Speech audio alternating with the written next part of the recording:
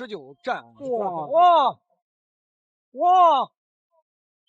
又一个摔！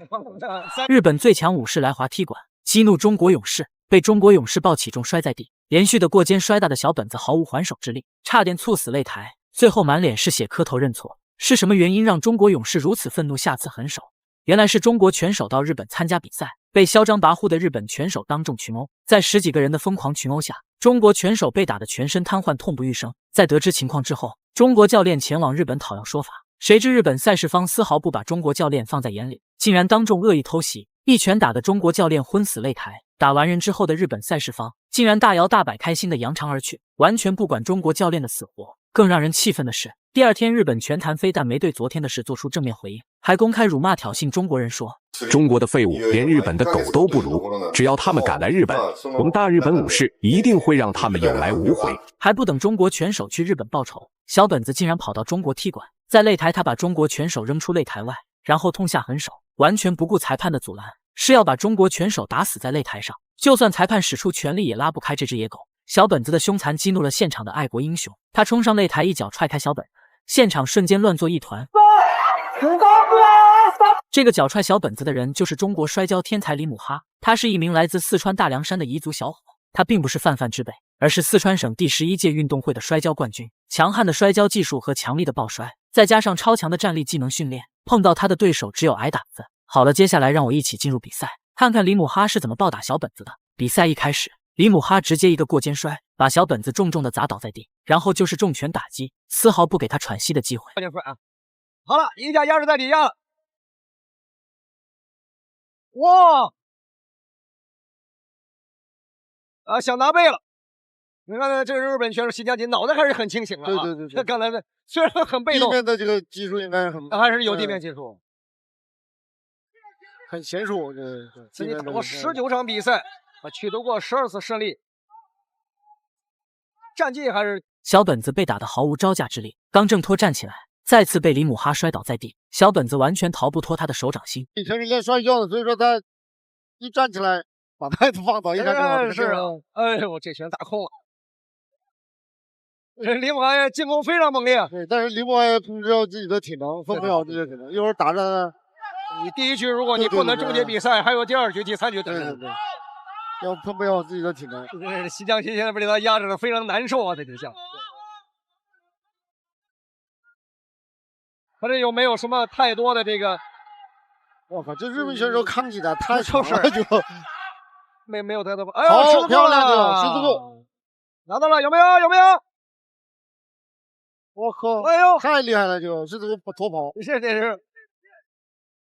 西江杰还得想办法出。哎呦，真顽强，还真出来了。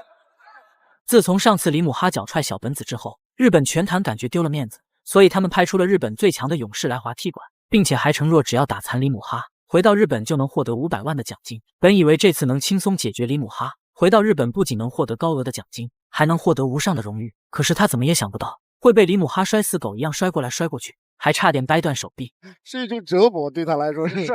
所以说我也觉得是时间太漫长。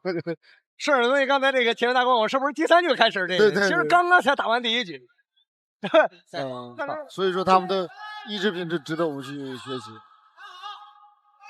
对，漂亮啊！这个低扫。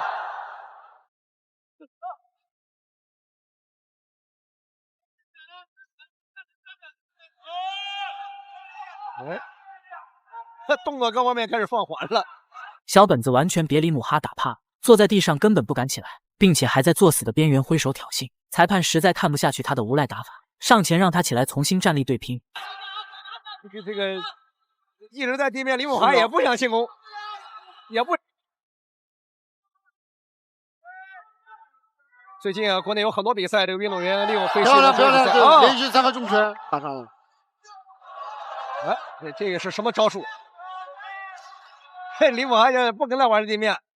哎，西江姐到地面的时候你下来，李姆哈哎你起来。日本选手就想把他抽出去，又打上一个后手。李姆哈连续的后手拳打得小本子连连后退，根本没有招架之力，只能被追着打，脸上也被打得鲜血直流。这个面部已经开始受伤出血了。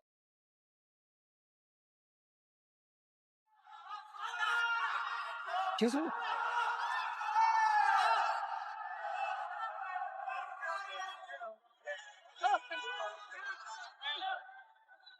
这场比赛啊，这个日后也会成为中日之间的经典战。对对对，你现在看到西江崎这个整个前胸啊，全是鲜血。